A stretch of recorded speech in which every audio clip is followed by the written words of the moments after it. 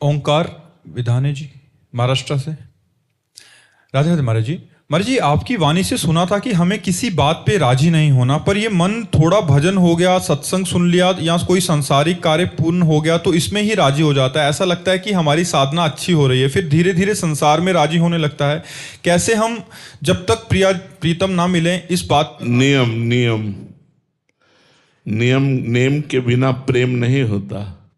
हमें नेम लेना होगा, इतना पाठ करना है, इतना जप करना है, इतनी देर ठाकुर सेवा करनी है, इतनी देर समाज सेवा करनी है।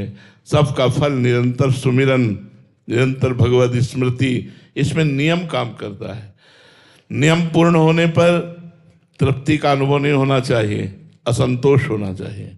अभी और मान लो 8 घंटा हम भजन करने लगे तो अभी 24 घंटा बकाया है, उसमें तो 8 ही घंटा हुए।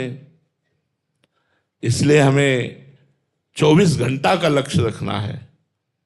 हम जब बच्चा थे तो हमारे गुरुदेव भगवान ने 2 बजे उठाना प्रारंभ किया था, रात्रि के 2 बजे। 13 वर्ष कक्षा 9 पढ़ करके गुरु जी की शरण में पहुंच गए थे। बड़े कृपालु और भजनानंदी संत थे। तो 2 बजे रात्रि हुए, बच्चा उठ।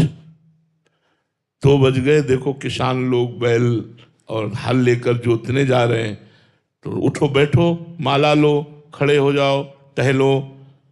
फिर उन्होंने कहा कि जीवन भर का एक नियम ले लो कि 1 मिनट कभी भगवान का विस्मरण नहीं होगा। बस वो नए हृदय में बात बैठ गई। तो आज तक संतोष नहीं है साधना में, आज तक ये तृप्ति नहीं हुई कि बस बहुत हो गया।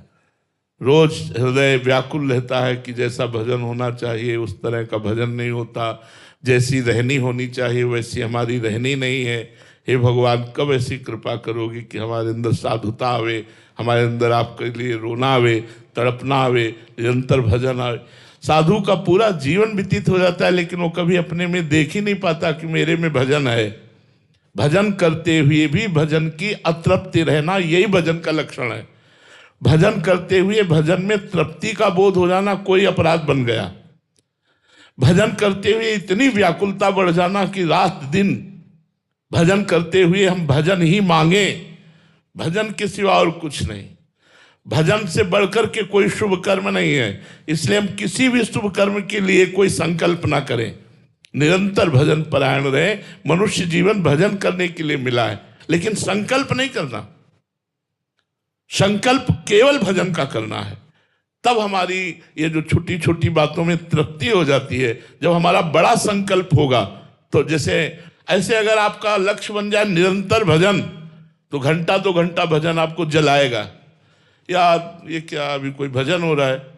24 घंटे भजन। सोवत हूँ रसना रटे राधा कृष्ण सुनाम। ऐसी तन्मयता भजन में हो कि शयन में पड़े और मंत्र चल रहा है।